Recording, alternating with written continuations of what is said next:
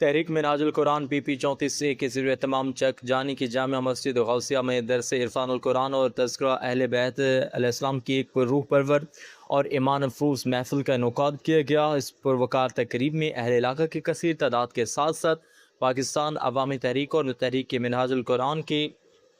ذمہ داران، کارکنان اور وابستگان نے شرکت کر کے اہل بیت اطہار سے اپنی محبت کا عملی مظاہرہ کیا۔ تقریب سے خطاب کرتے ہوئے معروف مذہبی اسکالر علامہ جمیل احمد زاہد نے تذکرہ اہل بیت اور ان کے فکر کے مختلف پہلو پر روشنی ڈالتے ہوئے کہا کہ اہل بیت کی تعلیمات اخوت، صبر، تقوی اور اسلام کی حقیقی روح کو سمجھنے کا بہترین ذریعہ ہے۔ انہوں نے شرکاء پر زور دیا کہ وہ قرآن مجید سے اپنا تعلق مضبوط کریں اور اپنی زندگیوں کو سیرت اہل بیت کے سانچے میں ڈھالیں۔ پروگرام کے اختتام پر ملک و قوم کی سلامتی، امت مسلمہ کے اتحاد اور شعلہ اسلام کے درجات کی بلندی کے لیے خصوصی دعائیں کی گئیں۔